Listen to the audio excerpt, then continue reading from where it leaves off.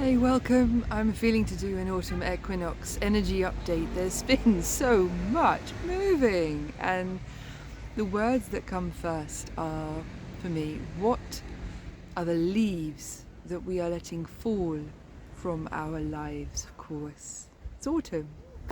It's autumn, and what we let go of is composting. Yes, it's there are core templates, core woundings, core patterns connected to the core creation archetypes in our blueprint, in a mother, in a father, in a child, how we create our reality, that are going through this inversion, this about turn from facing away from source to coming home into wholeness. And the dimension of the self that I'm really aware of this being active in is the dimension of the self where we are our creations in the world. And there is a homecoming, not just in how we are creating, but how we are judging and viewing other people's creations. So while we are holding other people and how they create in separation, we can find ourselves protecting ourselves from other people. Oh, you're doing it wrong. There's judgment. There's fear. The way you're doing it's going to hurt me or the world or everyone else. And there's this softening, this beautiful movement in the direction of softening, firstly towards ourselves and how we are creating, through healing our inner mother, inner father, inner child stories at a core level, allowing them to compost, to go home through the sacred gateways to source, where the form they took in our lives, in our blueprints, in the akash of our consciousness, is dissolved into that I who is the one behind the stories, the self who knows itself beyond the stories. And the energy of what we were holding on to returns to us ready for fresh creations, which of course in spring we will be giving birth to, but over winter we'll be germinating. We will be preparing and readying ourselves for it. And this letting go of some of the core woundings around how people create in the world and create the world. And letting go of some of the imprints that we've taken on, especially when we were children, the core imprints we took on from our parents. What I'm sensing, and it's so strong, I know I'm not alone in this, isn't just for the equinox. There's this low, slow, huge, phenomenal, beautiful blossoming of softness, the quality of softness. And it's like before we go into light forms and structures and geometries that reshape our physical universe, our physical world, our physical reality, which is very much what spring is for. It's like calling ourselves home involves calling ourselves home to the Divine Mother in us, where she's at home and she calls home the Father, she calls home the child. So they know themselves in the oneness and in the softness of her unconditional love. So it's like the unconditional love we have for those parts of us that go do, that are active and worldly and dynamic and energized and excited and joyful and playful and creative. The light that we are. Within us is the capacity to come into unconditional love and to allow those parts of us that have been guarding that, because we haven't been being soft with each other in our creations, we'll get to that. But to allow those parts of ourselves that are guarded to first come home to wholeness, no softness. To find that softness, that loving softness for ourselves, that unconditionally loving kindness for ourselves. And to cherish those parts of us that are playful, joyful, that run off and do and go and find and have to run over the next hill to see what's out there and bring home something to show Ma. There is a beautiful blossoming of softness which I see continuing throughout this winter. And that softness provides the grounding for our light creations as they burgeon in spring. The dynamic active in us. And it gives those parts of us that beautiful confidence that comes from Ma approves of what I'm doing. She supports me. She loves me. She celebrates me. What I'm doing is wanted. What I'm doing and what I have to give the world, it has belonging here. It's welcome. It's going to be well received.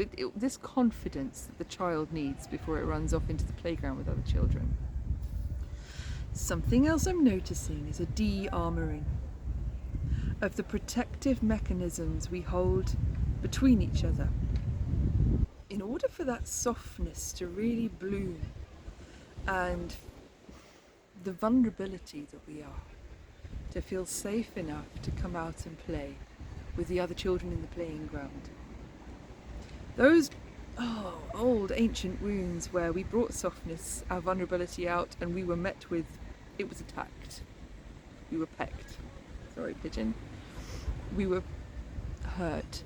So we learned to protect ourselves, and we learned to protect that softness, and our protection got so good it became impossible to even find the softness inside, and we stopped at some level being soft with each other. Sure, we all have that capacity to be soft with each other, but I know there's a culture of criticism, critical judgment, evaluation, panels of critics in TV shows. That's been going on for decades now in so many different cultures. And it's a symptom of a society that's grown to criticize first and celebrate afterwards. And with that critical attitude towards each other's creations, you're doing it wrong for me, you haven't pleased me, you haven't met my standards, you haven't created perfection for me, you're hurting the world, you're hurting me, you're not doing it the way I think you should do it. Those kind of judgments where we have them hidden, but also where we bring them out into the open and shake them around, cause each other to harden around our softness, our authenticity, and our vulnerability. And it's beautiful what I'm seeing as I take a reading from the Akasha, the collective blueprint. I'm seeing an emptying out, not of the judgments, but of the core wounding events that cause those judgments to even be birthed into our culture and consciousness. So a huge time of tremendous releasing, and I know many of us are experiencing that by being triggered and having events in our lives that kind of prompt us to feel deep feelings, uncomfortable feelings, which I've spoken about quite a lot. All I can say is the support and the advice that I've been getting is to, when these uncomfortable events happen over a time like Equinox, to be brave and realise that what we're feeling is because we're clearing at a core level from the Akasha of who we are, ready to rewrite how we're creating, and dissolve that inversion in us from creating 3D in separation to creating 5D from a place of oneness. So when those strong feelings come, the advice and the support that I have that works for me is to be with them, to be the loving, compassionate witness consciousness that says to every feeling, not what do you mean, why are you here, what should I do about you, that keeps it locked, it can't leave us then, but I welcome you. It could be so hard, but we can do this. I welcome you. I see you. I hear you. I feel you. I understand. Even if we don't, I understand. Of course you would be feeling that way. And we're talking to ourselves here, the part of us that are hurting. Of course you would be feeling like that. Well, yes, of course you would. You have every right. And lastly, and what's true for you now? What's happening for you right now, here, in this present moment? Are you safe? Are you loved? And if the answer is yes, healing has happened. If the answer is no, then to keep repeating that loving, compassionate, witness conscious listening. Now, that's how I would be, that's how I am supporting myself and others at this time. But there are really exciting things that I want to speak to, that I can see happening beyond the inner healing and transformation. Is that why there's inner healing and transformation that's so strong, and such a strong emphasis on release. A huge emphasis on release. Well, I've been relaxing at the beach today, as you can see, and the words I keep getting are creation codes. Creation codes. I was invited to rest deeply first, to come into a place of enoughness, and to drop into core connection, which for me is like dropping into the playground of Gaia consciousness, to dropping into the deeps of Gaia, and to feel myself as one, breathing within her, her breathing within me, and that beautiful place of deep synergistic connection and completion. Now, as I was resting there and feeling myself one with the strata beneath my feet, with the landscape that goes out in all directions around me, with the oceans of space above me in the air and the currents, and even the stars beyond, something beautiful happened in this space of enoughness, which I say is always where creation begins, in alignment. That's the reset for me. Enoughness, vibrating with that. Anyway, contemplating the pyramids again, there's a lot coming through on how the pyramids were made at the moment, because this is so connected to our creation codes, reawakening within us, this remembering.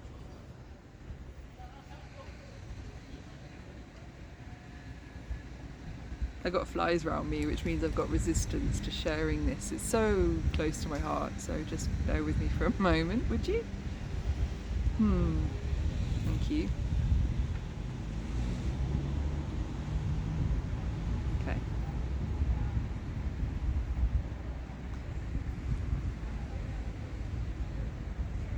I really do need to clear that fear I have of speaking about this. So,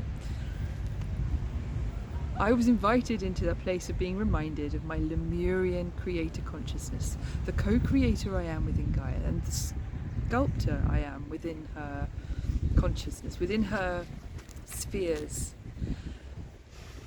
And she showed me how I have in the past, when I've kind of phased out and rested in that vaster dimension of self, that's the Gaia self within my blueprint, and connected with her in a co-creative place. How one of my roles was as a sculptor, sculpting the shape and the surface of rock faces, and cliffs and stone and mountains. And I went on this beautiful remembering trip, and I can't begin to speak of how much I remembered. It's like it all comes so fast. But what she showed me was, it's time, beloveds, to speak again from the knowingness you have of how creation works. Each of you hold wisdom keys, yes? Beloveds, each of you were given and agreed to guard a wisdom key that unlocks that knowingness in another when you speak what you know, what you see about creation and how it works. Each of you guarded a piece of the wisdom of creation in wholeness and oneness throughout your fall into forgetting and separation, through the uncomfortable shift into the 3D reality you physically inhabit with its laws of science that guard and guide you now. Each of you holds a key of wisdom that connects you to spatial and temporal awareness beyond the third dimension. The quantum field that allows you to trans-navigate temporally and spatially and dimensionally, beyond that holographically, to do your work, to reconnect with the pieces that call you home to that remembering. This is the homecoming of Lemurian consciousness. Now Lemuria returns. It was a point in creation when humanity, a pocket of humanity, was able to co-create in conscious synergy, conscious unity within Gaia, and accomplish feats that appear phenomenal now, where you do, as you say, sculpt rocks into being, shape the landscape by working with the elementals, with Gaia, with the planetary consciousness, and playfully with your other human beings around a shared intention, a shared focus, a focus that comes from, we would say, a place of listening and creating. Listening to what is conducive somewhere in a landscape, and creating what you are then inspired to bring in that did not exist before. So this lovely alchemy between what is already there and what has not yet come into being, that is the dance, and living in the breath in between that dance of what is already there and listening and being inspired to call in what's never existed before. That's the alchemy human beings were designed for. And you are reawakening your Lemurian consciousness connections now. The creation codes that put you back in touch with the phenomenal. Not so that you can have phenomena, not so that you can be exceptional in ways that stun and shock and surprise, but so that you can remember and call home the manifest world of human creations into a greater vibration of oneness, not so that you can change the face of the planet and its appearance in the blink of an eye, although of course you can. That potential exists within you and is your birthright. You are working towards that, and the Akash of the human blueprint will support that as you develop and progress in this direction. But the dreamers who know why they dream, how it works, why a dream can influence consciousness that then can influence the manifestation into matter of something seeded within awareness.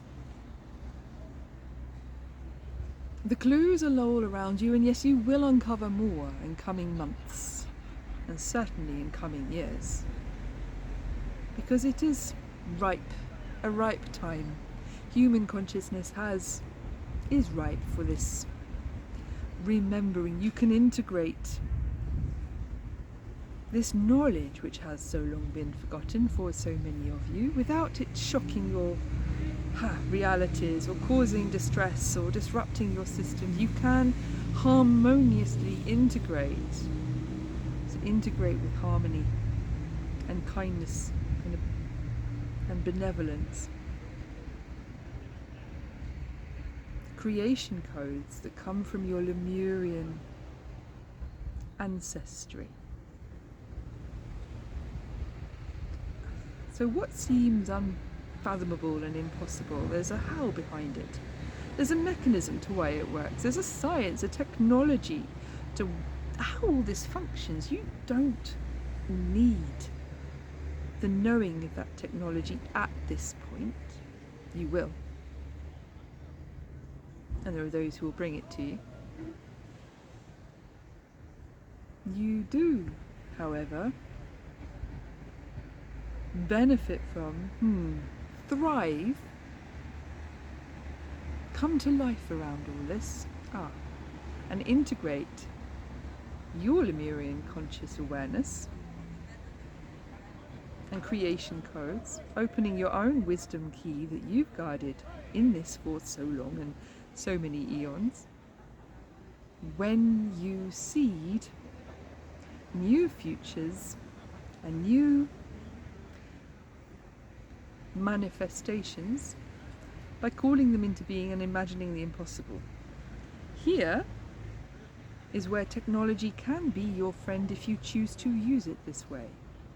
Artificial intelligence in the field of art causes, with good reason, much consternation and cause for concern. However, one of the benefits, the core benefits we would cite, is it encourages you to dream, visualize, and call for in the hearts, in the very fibre of your being, the impossible, the as yet unimagined, the we could not physically make this but we'd love to see it in the world. That is the nature of how big a shift we are encouraging you to make in your visioning of a world becoming new. For you all have become accustomed to a visual landscape that bears no relationship to what really truly honours who you are as sovereign masters of co-creation within Gaia.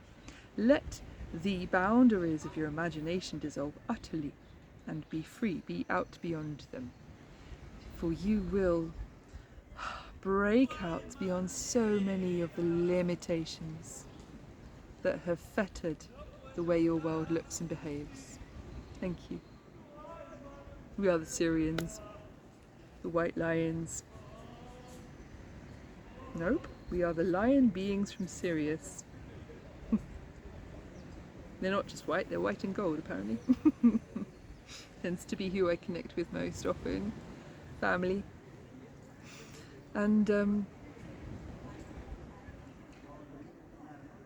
we delight to speak with you now. Thank you for hearing us. They're speaking on the Light Creation Codex, awakening in our human blueprint at this time. Right.